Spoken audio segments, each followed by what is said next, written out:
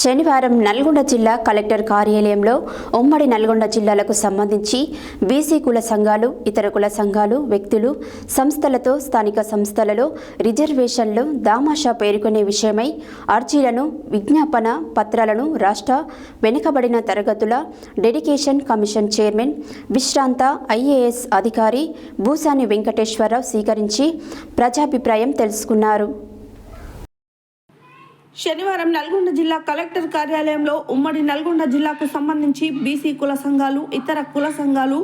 వ్యక్తులు, సంస్థలతో స్థానిక సంస్థలలో రిజర్వేషన్ల దామాషా పేర్కొనే విషయంపై అర్జీలను, విజ్ఞాపన పత్రాలను రాష్ట్ర వెనుకబడిన తరగతుల డెడికేషన్ కమిషన్ చైర్మన్ విశ్రాంత ఐఏఎస్ అధికారి భూసాని వెంకటేశ్వరరావు స్వీకరించి ప్రజాభిప్రాయం తెలుసుకున్నారు. అనంతరం ఆయన మీడియా ప్రతినిధులతో మాట్లాడుతూ 2 వారాల క్రితమే రాష్ట్ర డెడికేషన్ కమిషన్ ఏర్పాటు అయిందని, స్థానిక సంస్థలలో బీసీ రిజర్వేషన్లు ఎంత ఉండాలో పేర్కొనే విషయమై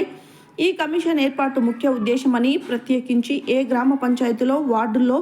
జిల్లా, మండల పరిషత్లలో ఎంత శాతం రిజర్వేషన్ ఉండాలో పేర్కొనే విషయమై కమిషన్ ఏర్పాటు చేసినట్లు తెలిపారు. ఇందులో భాగంగా వివిధ జిల్లాలలో కుల సంఘాలు, వ్యక్తులు, సంస్థలలో అభిప్రాయ సేకరణ నిర్వహించడం జరుగుతుందని, ఇప్పటి వరకు హైదరాబాద్, రంగారెడ్డి జిల్లాలలో ప్రజాభిప్రాయ సేకరణ పూర్తి చేయడం జరిగిందని, శనివారం నల్గొండ జిల్లాలో నిర్వహించిన ప్రజాభిప్రాయ సేకరణకు పెద్ద ఎత్తున బీసీ కుల సంఘాలు, ఇతర కుల సంఘాలు, వ్యక్తులు వచ్చి వారి అభిప్రాయాలను రాతపూర్వకంగా విజ్ఞాపనలు, అభ్యర్థనల రూపంలో అందజేశారని తెలిపారు. ఈ కార్యక్రమంలో డెడికేషన్ కమిషన్ కార్యదర్శి బి సైదులు, ఐఎఫ్ఎస్ అదనపు కలెక్టర్ జె శ్రీనివాస్, అదనపు ఎస్పీ రాములు నాయక్,